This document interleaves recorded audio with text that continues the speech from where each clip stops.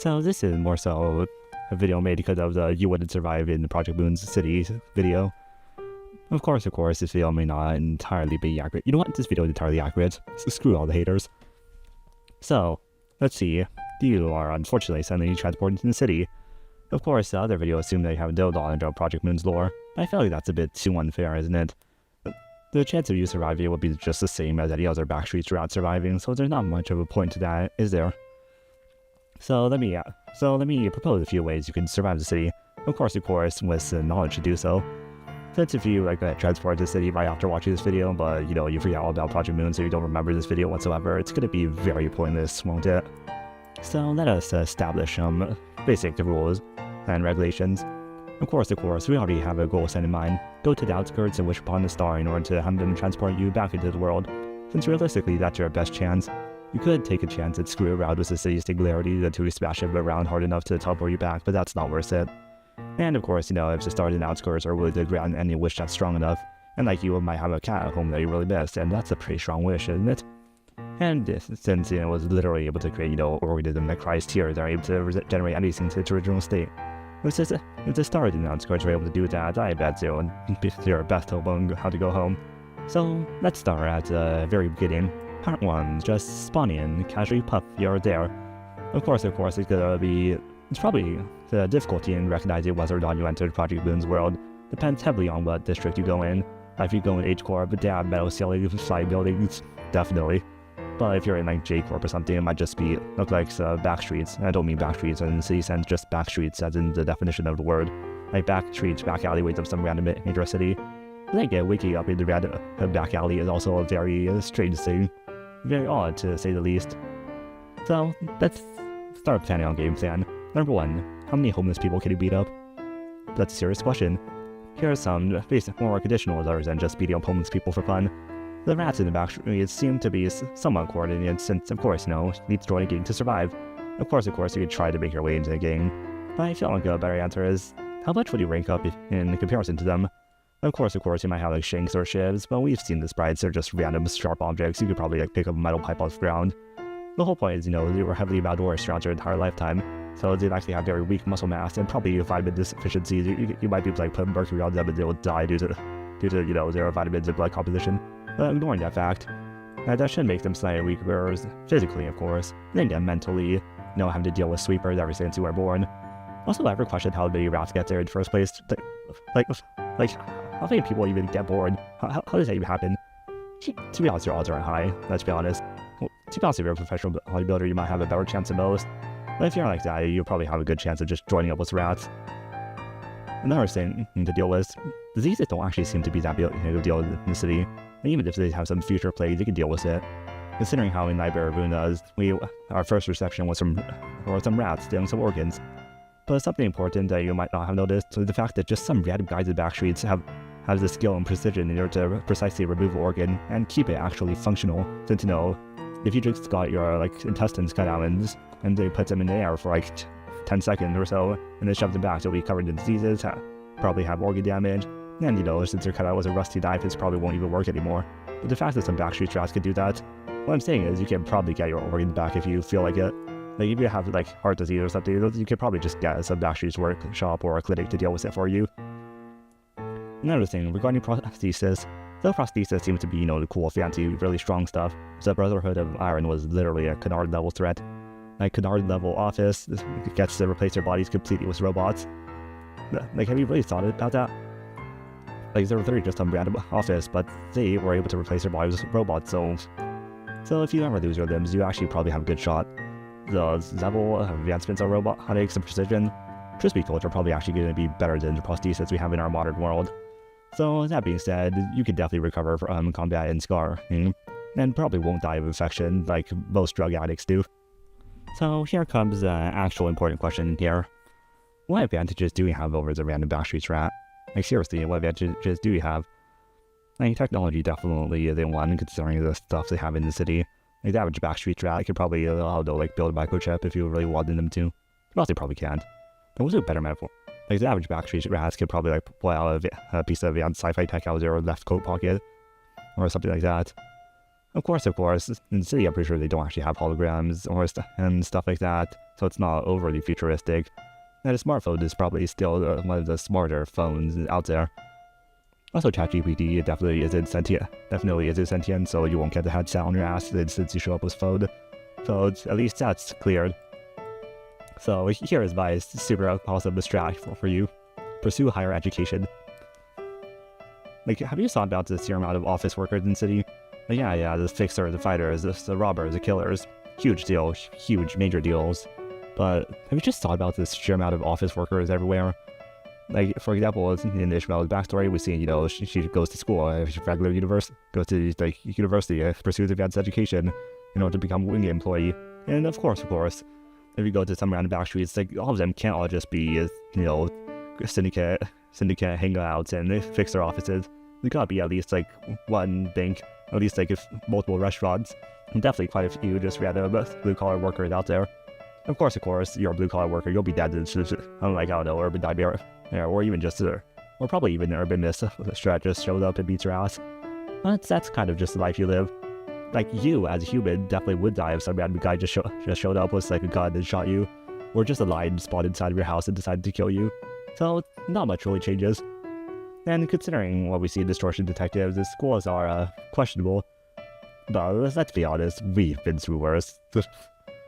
I was about to make, this country's educational system joke, but none of them are good. Let's be honest, none of them are optimized, none of them are good.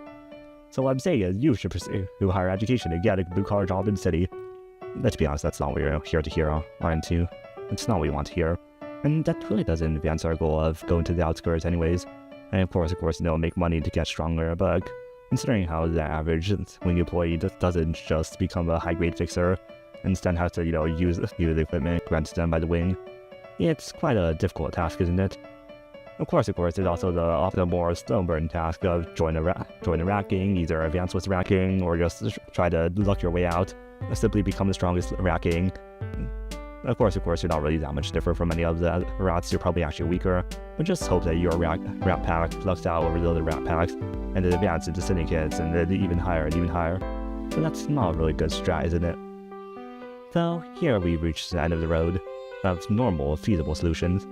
The rest of the solution require a bit of luck, a bit of bullshit, and quite a few I'd wins. So let us believe, if we can. Alright, something else I want to talk about is just the possibility of scavenging. Have some high-grade fixers show up, have them maybe lose a fight or something, and just grab their weapon, grab their armor, and run as fast as they can. Well, it seems like a pretty good way to top, you already start with the high-grade gear of a fixer, but realistically speaking, the other backstreet strats want that just as much as you do. And they likely know more about the fixer of the city and the layout of the area in order to effectively grab their gear and make the escape. And seriously, who wouldn't want it, if they were able to get the piece of high-grade gear, they might be able to absolutely dominate the local syndicate, maybe even be able to make it a higher level syndicate, or just sell for enough money to buy general improvements to their lifestyle, maybe enhance their limbs with prosthetics and such. So, let's just stop with the detours and stuff. I know I like to go on a lot of detours. But here's the actual important part. Push the advantage you have. What advantages do we have over the backstreet rats? Number 1, information. So it seems kind of different, kind of strange that, we are assumedly have more information than the literal native of the city. And let's be honest, we do. We know the K-Corp singularity, we know what happens in warp trains, we even know about the inner workings of its old L-Corp and Liberia Runa. But how should this information be utilized? If you just spontaneously as a kite into the world and start screaming the K-Corp singularity of the giant freaking eyeball that cries out tears as I get refined into solid sludge that they claim are nanomachines, but actually it's just magic. It's kind of pointless to just say the kind of stuff, is it? So let's discuss what you can do with such information. Of course, selling it to 7 associations since they want information. But realistically, managing to even find an association fixer in back streets is very difficult. But there's quite a few other reasons. For example, in the Kanto 7 Olympus Company, we hear from Hugo, I'm pretty sure, that it costs a few million in order to gain the information about the inner workings of the Manchaland and how the Overseer Blood Fiends work and such. But how much information do you think knowledge of the K-Corp's real singularity is? How much information does it cost to understand L-Corp's singularity? Of course, you could just try to wholesale it. It's best to find a more competent office and provide some more basic information at that. Let's be honest, in Liberia Runa, all of the guests were offered books that they were literally willing to die for. Of course, it was because of what was the library and the invitations were able to plan it out in a way where they literally needed the books, or just simply needed to go to the library. But what I'm saying is, if you have read any of the books of the library, you have a piece of information that a city resident was willing to die for. Of course, the random backstreets office that you find definitely isn't one of those people, but it's simply just offering them the inner contents of one of the books that you read. If you haven't read all the books of the library, it's going to be quite difficult, since the random trivia from the other games is quite questionable. Since who is going to believe you if you tell them that the Lobotomy Corporation has a very powerful abnormality named White Knight that transformed from a plague doctor? Once it transformed, it was able to create 12 disciples, whatever. Like, who would believe you on that? Who would even want that kind of information? So as I said, start small. Start with, the contents of more basic books in Liberia Runa, since it probably will be useful. Like, even just various information on some of the weaker offices that we find in Runa are quite valuable. Just for a very low tier office to know about it and working in a higher tier office, that's definitely something worth paying for.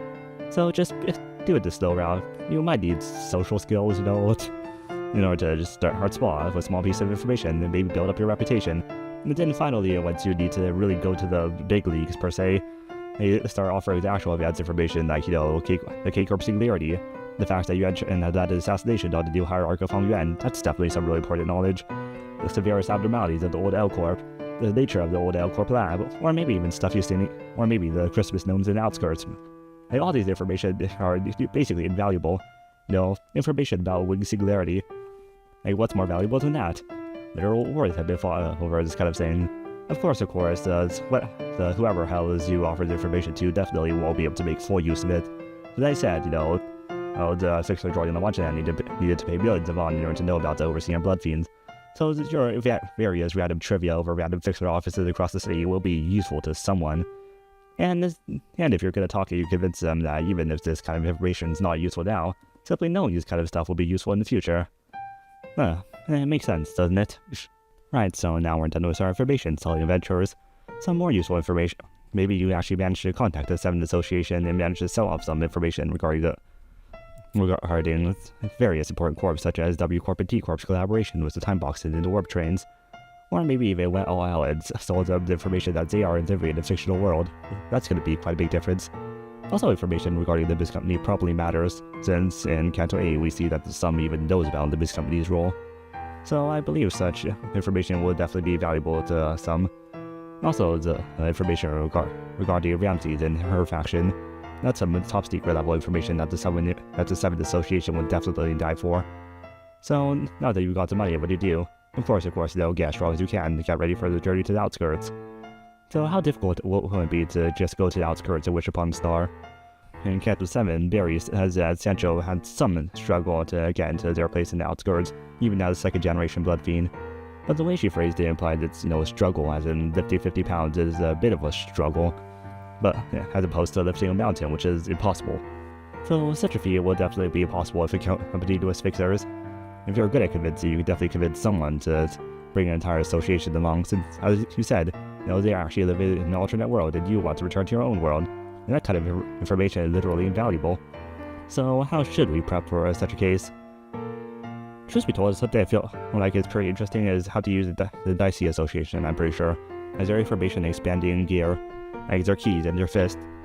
I feel like a good way to gain large amounts of power in the city is just to get your hand on those kind of gear. Like I said, the more rare and important that the information that is burned by the gear is, the stronger the keys get, or the stronger the fists go. And I feel like the knowledge that's there in the fictional world is definitely the most rare information you can get. So I am kind of wondering how high of a level you can actually get with just like a key and a willingness to forget about the real world. Again, you probably won't even need to forget about the real world. You could probably just forget about some of the information regarding the Lobotomy Corp's inner workings. Since if we're assumed to be teleported to the furthest point in timeline in the Project Lunar universe as of now, the knowledge on the inner abnormalities of the Lobotomy Corporation is absurdly rare. Very few of the Lobotomy Corporation employees even survived the mass site burials after the wing fell, and of course all the employees in the main branch of the Lobotomy Corporation that you play as and get to actually interact with the abnormalities are now sealed in the library. So there's information that only you and all the members of the library know. So that's definitely, I feel like that's definitely enough to pump out some decent strengths with the Dicey Association. So that being said, that is one route to do. Sell off your information and maybe start cooperating with the Dicey Association or the 7th Association to do something with your knowledge. Of course, there's quite a few more interesting ways to deal with this, but this is quite an easy, feasible solution, though it requires social skills. Which, as a Project Moon fan, it's fine, trust me, nothing's wrong, it's fine. After this, there's still quite a few options per se. For example, in the Mirror Dungeon event, the middle are just smooth to handle out body tattoos, just the people they find along the way. And a lot of people think that the middle will probably be the best finger to join or something or the other. But I kinda object to that idea, since this whole point is that still finger. Like, if one of the big brothers just decides to take revenge on a very high-grade fixer, you're definitely getting thrown in as cannon fodder. Yeah, they act all chummy and stuff, that's probably a good thing as opposed to the other fingers that kill you for fun. But still, it's best not to. So let's get to the point where we're actually talking about the light and general, the bottom corporation related stuff. Manifesting ego, distorting. Fact is, you probably won't. Yeah, you might have lost a loved one, but it did get brutally murdered in front of your eyes. In which case they did, you still did have a giant magical clown taught you with visions of your past, calling you a disappointment, haven't they? And even if you did, the whole point is that egos and distortion seem to actually be pretty rare. And not every single backstreet rat is just getting an ego. You expect them to, they're half starved to death, or maybe even be actively beaten to death, but nope, not manifesting ego. And if someone's literally being beaten to death and they manifest them ego, or distort them, it's not quite good looking for you, is it? Then again, I feel like a criteria for ego manifesting in the first place is having enough of a sense of self that Carmenet is actually willing to talk to you. Like having enough of a presence, having strong enough beliefs to do that in the first place. But you're just some random guy with no strong personal beliefs. If you die horribly and experience a lot of pain and start questioning yourself and your existence, you probably won't even distort or have Carmen talk at all. Did you never really have that many beliefs to question to begin with? You probably will just be questioning, am I doing the right thing? Am I a good person? And that's quite hard to actively twist into distortion. Or, will actually be unique enough, powerful enough to get out. To be also probably one of the strongest entities in the verse right now to talk to you. So, do as I say. And that's my guide on how to survive the Project Moon City if you get magically discarded there.